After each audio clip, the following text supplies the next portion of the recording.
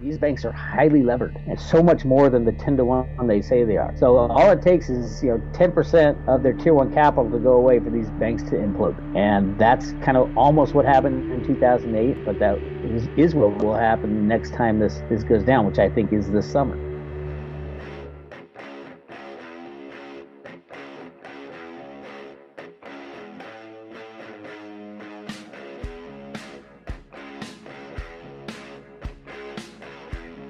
Hi, and welcome to the X22 Report Spotlight. Today we have a returning guest, Bix Weir. Bix has a website called Road to Roota. That's roadtoroota.com. He also has his YouTube channel, Road to Roota. I'll be putting all the links at the bottom of the video, and I am very happy to have Bix back on the X22 Report Spotlight. Bix, welcome back to the Spotlight. Hey, thanks, Dave. I'm always happy to come on. Hey, thanks for being here. And let's get an update on what's going on out in the world. And I know you call the both sides, the good guys and the bad guys. And I just wanted to start off and get your take on where we are. I mean, who has control now? Is it the good guys? Is it the bad guys? Where do we stand right now? I think the good guys have had control probably since 2006, 2007. But it is not full control. They are working on full control. And right now we're on the brink of the next, economic catastrophe, just like 2008. They're pushing for it. They're trying to make it happen with the collapse of Deutsche Bank imminent. So, yeah, I think we're going to experience very similar, except this time I don't think there's going to be a bailout. So, I mean, right now, Europe is having a huge amount of troubles, just like you mentioned, Deutsche Bank. We also have the Italian banks. They're also having a huge amount of problems. I mean, how is this going to affect all the other banks around the world, especially the U.S. banks? Are they all tied in? They're absolutely tied in with similar customers, similar assets that they hold, similar counterparties in the derivative market. So yes, if Deutsche Bank goes, you can kiss every bank goodbye over time. We just don't know how long it would take. Now, Deutsche Bank is the largest derivative holder amongst the big banks. So obviously that will cause major chaos in the global financial system. Now, you also said that the good guys, they're trying to get control. They don't have full control right now. But as we know, there's really been very little arrests. We know there's a huge number of indictments out there. When do you think all this is going to be exposed? Well, if you go back, there have been like major arrests that have been seen. Like Bernie Madoff was part of the good guy, bad guy battle. I mean, if you talk about when did it get exposed into the open, it was when Bernie Madoff went down. Bernie Madoff was so much bigger than just Bernie Madoff.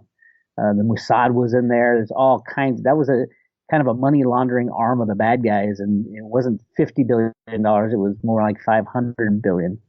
So yeah, I think the battles came out in the open when Madoff went down, and then it just keeps getting. There's more and more battles. Ultimately, there's enough dirt on the bad guys that they will be taken down. The pedophile rings and the banking cabals and all that stuff is going by the wayside. It does take time. Russia's in on it. China's in on it. The U.S. is in on it.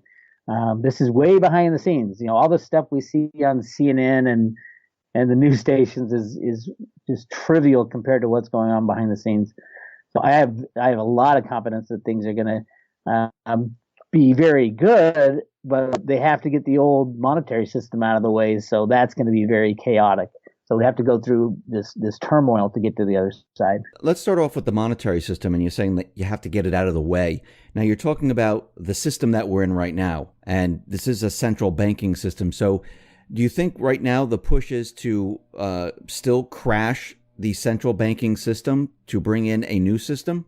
Yes, they have to, because the vast majority of the so-called assets are held by probably less than 1%, and they're all hidden in offshore accounts and nooks and crannies.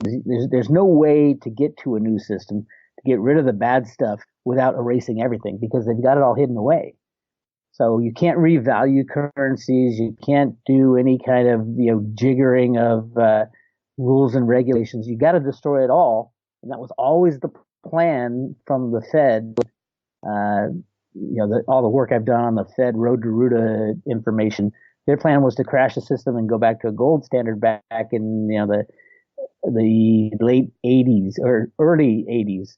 with when the Road to Roota comics came out, and Alan Greenspan was kind of put in charge of the monetary system with his computer programs.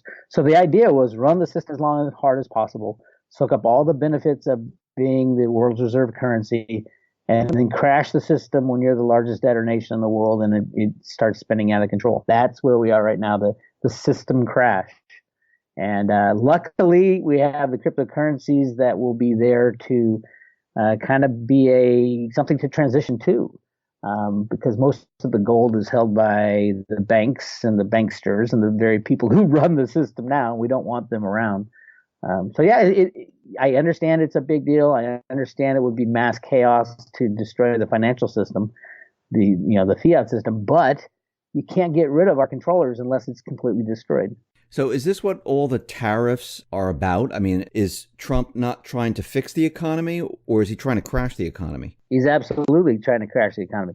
He was trying to fix it when he hired Steve Mnuchin, the head of IT for Goldman Sachs, was one of the key computer market riggers. I think that's going away now. They've made the decision, we're tired of rigging the markets and we're going to crash it all down. That's why Trump's jumping up and down about tariffs with China and now Europe. And there's rumors that he's going to ban all German-made cars. Right when Deutsche Bank is on the brink of collapse, the largest derivative holder. So it's pretty obvious that something gigantic is looming for this summer. And I suggest everybody just brace and get ready for it. So is Mnuchin a good guy or a bad guy? I would say he's a bad guy, although, it's one of those things. It's hard to tell good guys and bad guys. But Mnuchin is a market rigger who was in the hands of Goldman Sachs and the banksters. He was not chosen by Trump. He was chosen for Trump by the banksters who said, hey, unless you put this guy in, we're going to just pull the plug on everything now. And so Trump tried to make the economy work, tried to lie about all the statistics and rig the markets with computers using Mnuchin's computer programming expertise. But it's at a point where we've done this for so long. I mean, computer manipulation of the markets has been going on since the 60s. So it really has to come to that point where if we really want to return to a sovereign nation not controlled by these criminals and banksters and politicians, we got to get rid of them. And the only way to get rid of them is to destroy the monetary system, because a revaluation just leaves them in charge still. I mean, what will the central bank do? I mean, they're just going to stand by while this happens? Aren't they going to fight back? Well, the U.S. central bank is fighting this fight with the good guys. I've proven that in the Road to Roota documents.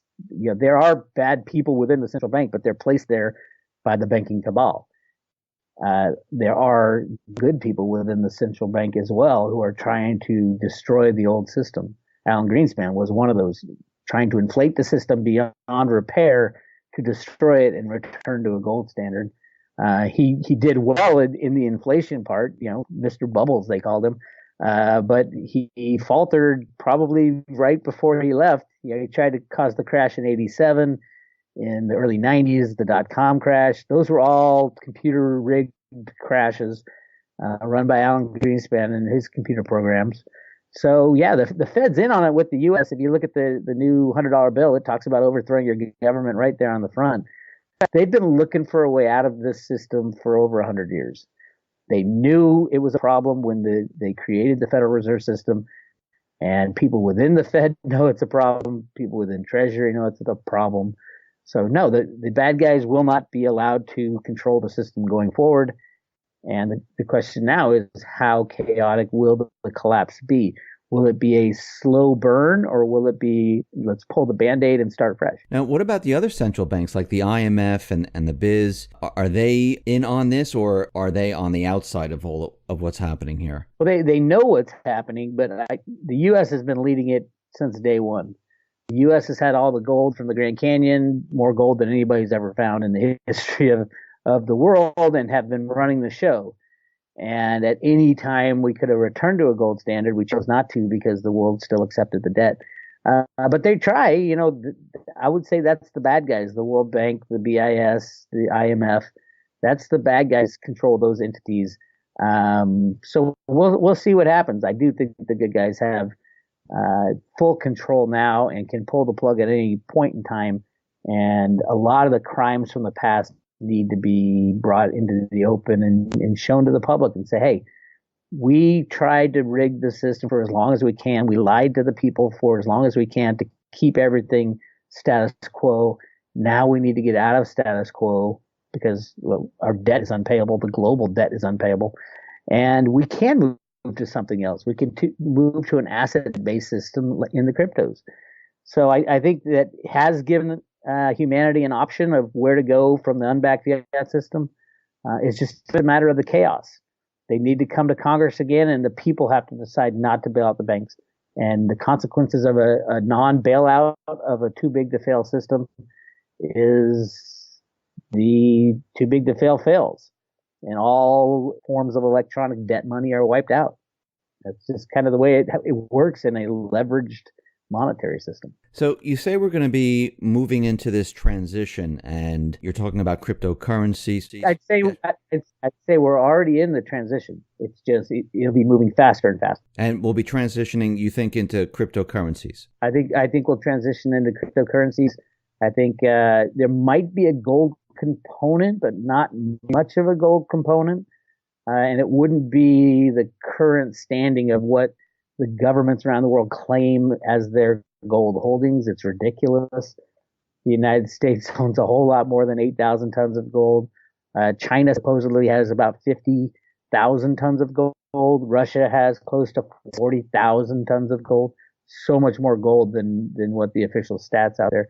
So yeah, I do think the cryptos are being babied and helped along by regulators around the world, slowed down at times, like China saying they're going to ban the cryptos. And then now the President Xi just came out and said, we're going to embrace blockchain technology. So it's one of those things, they just needed to slow it down to give it more time to develop. So the IMF, I mean, they're still demonizing cryptocurrency. The Fed, certain individuals in the Fed, they're still demonizing cryptocurrency. Well, the Fed isn't. The Fed has said nothing but positive things. Did I miss something recently? Yeah, there was an individual, I forgot his name, from the St. Louis Fed, who said that cryptocurrency can never be a currency like the dollar because it doesn't meet the requirements. Well, yeah, I agree with that. I don't think the cryptocurrencies want to be a currency like the dollar, truthfully. Well, I think what he's saying, like, it can't replace the fiat system that we have today. It won't stand up to all the tests. I think that's what he was really trying to say. Yeah, in his system, yeah, that is correct. Cryptocurrencies will not survive in the paradigm set up by the central banking system. That is absolutely correct. But that's what's dying. It's their system that's dying. So once they are dead and gone, the cryptocurrencies will be such a better system. Now, there are some people that believe that the entire blockchain system was created. I think there was a paper from the NSA that's out there. They believe that the central bank might control cryptocurrencies. What do you say to that? I don't think anybody can control the cryptocurrencies. It's open. It's open software. So you see every transaction that happens. Was the NSA, was central banks involved in the creation of cryptocurrencies? Absolutely. They've been working on this since the 70s. And absolutely, I mean, I believe Satoshi is actually Alan Greenspan, the world's best computer programmer, the guy who invented the electronic financial system back in the 60s. And he blames himself for Y2K. That's how far back that programmer goes. But yeah, I think yes. But the United States, it gets back to the good guys and the bad guys. The good guys want a way out of this criminal system. The bad guys want to fight it. The good guys are the ones who invented the cryptocurrencies back in the very beginnings in the 70s, 80s, and 90s. That's when the cryptos were really kind of the basis was invented, and then the Satoshi white paper solved the double spend problem, and then it was off to the races and implemented. But yeah, definitely the good guys within the government have been working on what can we go to, if not a gold standard, because all the bad guys had all the gold, what can we go to? And came up with the cryptocurrencies, and that's what our future is. I mean, you said we're in the transition now, but as we move into, let's say, the cryptocurrency realm, what happens to the paper money then? What happens to all the accounts and the paper accounts? Are those just then moved over into the crypto realm? No. There's no transition that is viable. I mean, you cannot, take every debt of every unbacked fiat system in every country and say, okay, we're all moving over here, when everybody knows the problem is that debt. The debt needs to go away. Now, whether if it's by hyperinflating the currency while the cryptos, become more and more established, I think that's what they might want to do, because they're going to have to make a decision very soon about whether or not to bail out banks. And if the bailout of banks is a viable option for the IMF, for the EU, for the United States, then you're looking at massive hyperinflation. Then everybody will see the fraud for what it is. If the U.S. Citizens have a choice, again, it goes to Congress for a bailout or no bailout. I cannot see any scenario where they would allow a bailout, even though the financial system will be crumbling at the time because of all the anti-government and anti-banking sentiment out there right now. As we move into, let's say, the cryptocurrency realm, we won't need the central bank at that point. Well, it won't be I don't think it'll be an overnight type of thing. I think central banks around the world will create their own cryptocurrencies. Governments will create their own sovereign tokens. A lot of governments are already talking about that.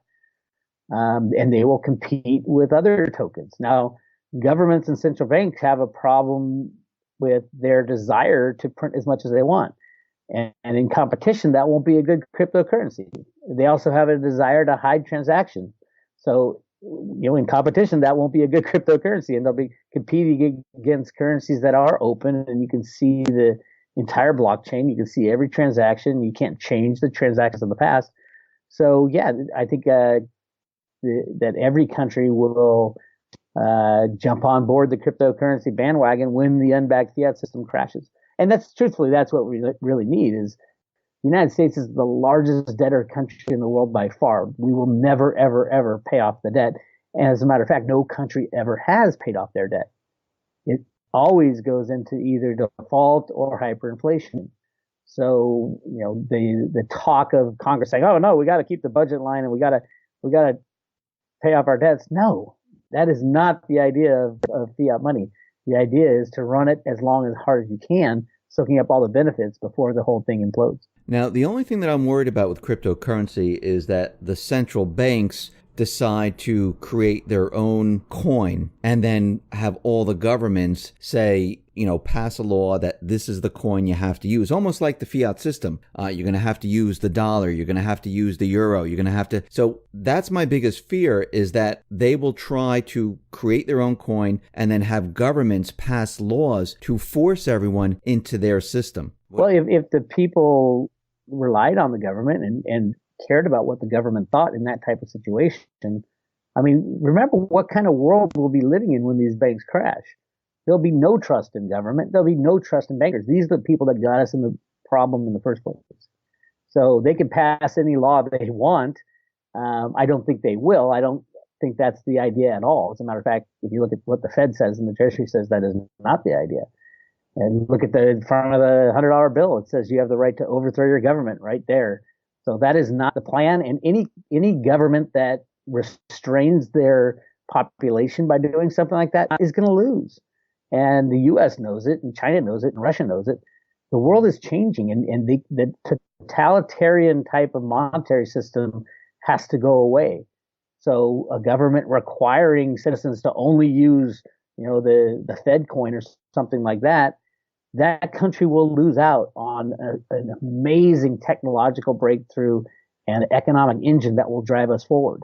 Any country that throws up all these roadblocks will be left in the dust very fast. So when we're in this crypto realm and, now we transact with the banks, we pay taxes to the IRS because the government borrows the currency from the Fed and the interest has to be paid back plus everything else. Once we're in the crypto realm, are there any more taxes? Is there an IRS? Does that go away? There's been talk of, and in Cliff High's data, there's a tax token type of crypto.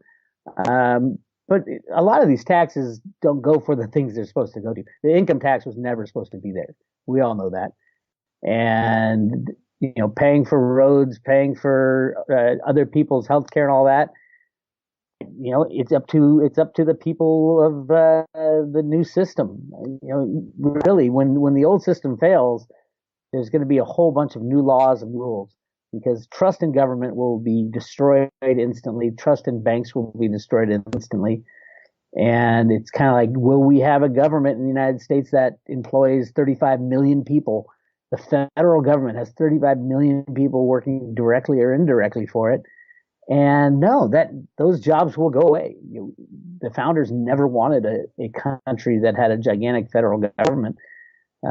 State governments, yeah, states had all the rights other than what was in the Constitution. We just need to go back to the Constitution, and you'll see all these government programs go away because the government can't afford it anymore. They don't have any money. They don't have that kind of money. And yes, new systems need to be built. Will there be taxation? Yeah, definitely. Will it be egregious and onerous like it is today? No, not at all, because we won't have any debt to pay off. And all these workers in the federal government will be gone. There'll be no, Obamacare remnants, and all the insanity of what we're living through today gets instantly washed away if there's no money to pay for it. How about the banking system itself? I mean, if we can send currency back and forth without the banking system, depending on what the coin is, or maybe we'll have multiple coins. I don't know what it will be, but we can send it to the exchanges. We can send it to private wallets. What's the point of the banks then? There won't be. I mean, that's the key to understanding what goes on in the too big to fail banks and the derivative situation. These banks are highly levered, and so much more than the 10-to-1 they say they are. So all it takes is 10% of their tier one capital to go away for these banks to implode. And that's kind of almost what happened in 2008, but that is what will happen next time this goes down, which I think is this summer. Now, what happens after that? It's anybody's guess. And obviously, we would love to have all the debt disappear in the world. Well, all that debt is unbacked fiat promises. It's that unbacked fiat money that the banks have leveraged so much. Leverage is great going up. You make 10 times your money. Going down, it is a killer of banks. So yeah, it will all have to be rejiggered, not the money, because people won't trust the money anymore. We're going to have to issue a new money in the United States and around the world but there'll be no debt too, which is the cool part. Yes, people will lose all their assets, their electronic assets that they kept in the system. But that was always going to be the case. That was always the ultimate plan on the road to Roota. There's an economic theory back from the 1960s called On the Road to the Golden Age. And it was a Nobel Prize winning theory. And what it said was to go back to a gold standard, the first thing you should do is print as much money as possible, soaking up all the benefits, print money to infinity, soaking up all the benefits, and then crash the system and go back to a gold standard. And that's what's been playing out over these past 50 years. Now, did you say, maybe I heard you wrong, did you say this was going to go down this summer? I think there's going to be another banking crisis, much like 2008 this summer. And it's being set up right now. Deutsche Bank, the world's largest derivative holder, just got nailed by the Fed again to put on a watch list. And Deutsche Bank gets downgraded according to their year-end annual report. A single notch downgrade will cost them 1.3 billion euros, and a double notch downgrade will cost them 3 billion euros. And it really does depend. It basically wreaks havoc on their derivative book. And that's when it gets really ugly, just like it did in 2008. And then what do you think happens once, if they are downgraded, what happens then? Like, where does it spread to? Like, what happens? What do you think happens? It triggers some of the derivatives, and then we have a cascading effect. Just like in 2008, the derivatives, Deutsche Bank will probably be the new Lehman type of situation. Now, will they bail them out? Truthfully, I don't think so. Europe is in so much trouble. The United States debt is in so much trouble. We lie about every statistic. I mean, it's insane what they've gotten away with this far. So I do think this is the one of the, if not the big major collapse come September again, probably because that's the end of the fiscal year of the United States. It might bounce along for a few years, but really badly, as in banks going down, banks getting bailed out, people screaming that they're bailing out the banks. Or we might believe the Economist magazine from 1987 that said 2018 was the year that the global currencies melt down. Now, do you think Deutsche Bank, you think they know that this is coming and this is why they are laying off like 10,000 people? Probably going to be a lot more than that. But you think they're trying to head this off? They're not trying to head it off. They're trying to survive a couple more months. That's how big it is. Their derivative book is $50 trillion and it's gone sideways. So they are screwed. I mean, you say we're in the transition, but when this starts to occur, I mean, how long is this going to last? I mean, once it really hits, like say this summer, and people start to realize what is going on and people start to wake up. I mean, to go from this fiat system over to a cryptocurrency system, I mean, from your opinion, what is the time frame of all of this? I think it'll take years. I mean, there's so much to destroy in the old system that has been built up for the last 100 years. So I think it'll take years before. I mean, ultimately, there will still be the U.S. dollar around in 10 years, but probably not many people will be using it at all.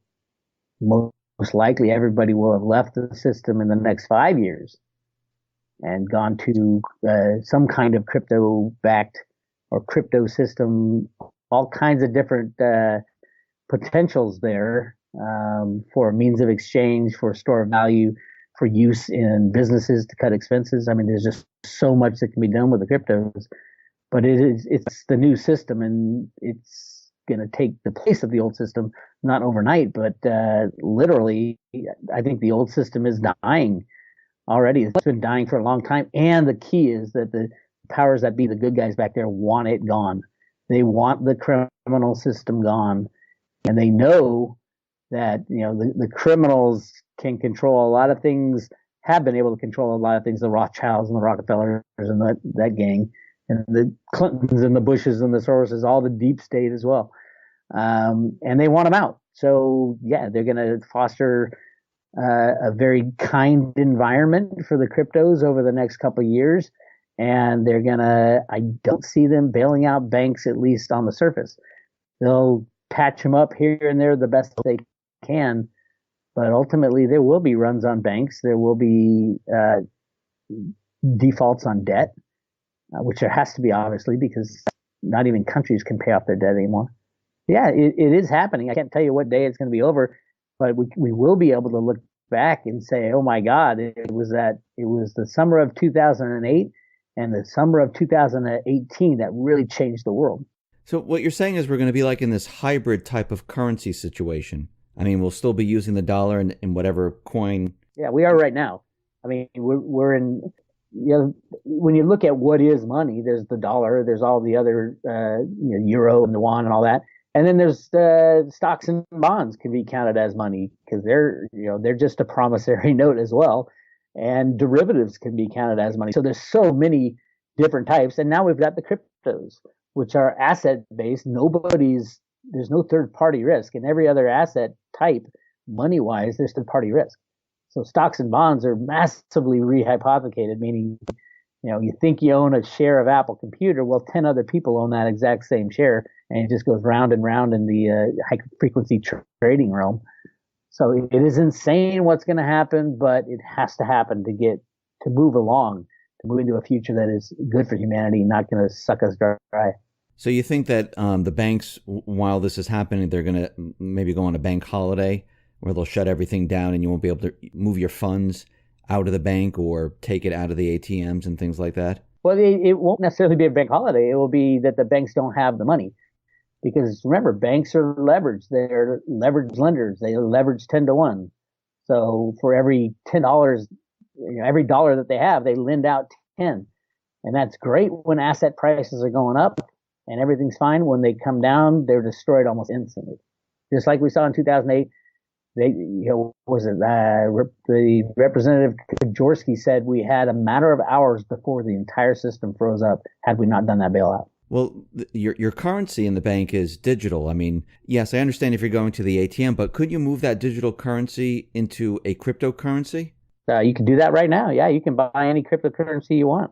No, I'm saying during like that period, even if they won't allow you to take out cash. Do you think you still have the opportunity or the ability to take the digital dollars in your account and go ahead and buy, a cryptocurrency, Bitcoin, Litecoin, Dash, or whatever is going to be out there to get your currency out of the banking system? No, well, at some point, when everything freezes up, it's over. Your chance to get cryptos is gone. All the exchanges, they pay their employees in fiat money, and they require the old system to be in place. Not all the exchanges. There are some exchanges that don't just deal in the blockchain, swapping crypto for crypto. But many of them deal with the banking system already. And yeah, the banking system freezes up. You're not going to be able to trade cryptos. You're not going to be able to trade stocks or bonds or anything else. I mean, your government's not going to be able to pay its bills. I mean, that's a really, really, really bad thing to happen. It's never happened in history where the entire banking system freezes, and it's a come to Jesus moment. And they got to show what they got, and they got nothing. It's all been, leveraged up so high, which is great when their assets go up, but when they go down, it's instantly evaporated. That's what people need to understand is these banks and brokerage houses have been playing with your assets, and they know just as well as we do that when the music stops, the game is over. So what happens to those people that have, physical silver, I'm not talking about the paper stuff. I'm talking about people who've been purchasing physical silver and they have a lot of silver. Those people that have been purchasing physical gold and they have gold. Later on, will they be able to take that and purchase cryptocurrencies? I would assume, yeah. It depends on what happens, what kind of currency people go to. I think they will go to cryptocurrencies. I think gold and silver will have their place in the future. Absolutely. If you keep it in your own possession, it's an asset like any other asset. Except it's better than any other asset. I think silver, because it's so necessary for society, for our modern high-tech world, it's absolutely necessary. Gold, on the other hand, it's got the historical factor and it's beautiful and malleable, but that's about it. So I think, you at some point when you won't be able to spend cryptocurrencies most likely either. When the banking system crashes, there has to be some kind of transition. And I think that's why I think this summer is key for the cryptos to be supported by the Federal Reserve and the Treasury. They want to get these means of exchange ability in place so that you can go to Amazon and use Litecoin or Bitcoin, because they know when the old system crashes, they want that in place so it won't be as bad. It'll be bad, but it won't be as bad if all that stuff is in place that you can go to a store and spend a cryptocurrency. And if I'm right that the U.S. government was involved in the creation of Bitcoin, then they've got Satoshi's Bitcoin, which is 1 million Bitcoin held by the U.S. government, and 1 million Bitcoin cash and 1 million Bitcoin gold, and they can allocate that to the citizens of the country as a new form of money. And I think that was the idea in the beginning. So you said something about if or when the system freezes up, we won't be able to use anything at that point, even cryptocurrency. Is that what you said? You can use cryptocurrency like peer-to-peer type of stuff, but not you won't be able to buy on an exchange. The exchange will be shut down. The exchanges will take all the crypto that they had, just like Mt. Gox. They'll say they got hacked, but they'll just take it all. And it really does get down to who's holding your assets. Any third party's holding your assets, you should really think about getting it in your own possession at this point in time. Bix, I really want to thank you for being on the X22 Report Spotlight. Once again, how can people see your work? I have a YouTube channel, Road to Roota, that I do most of my posting, but I also have a website, roadtoroota.com, that you can sign up for a yearly membership and get a silver coin. And right now I'm giving away 10 Theta tokens, a really cool cryptocurrency, on a paper wallet that gets mailed to your front door. If you're not very savvy on cryptos, that's a good way to start. Bix, once again, thank you very much for being on the Spotlight. I really appreciate it. All right. Thank you, Dave.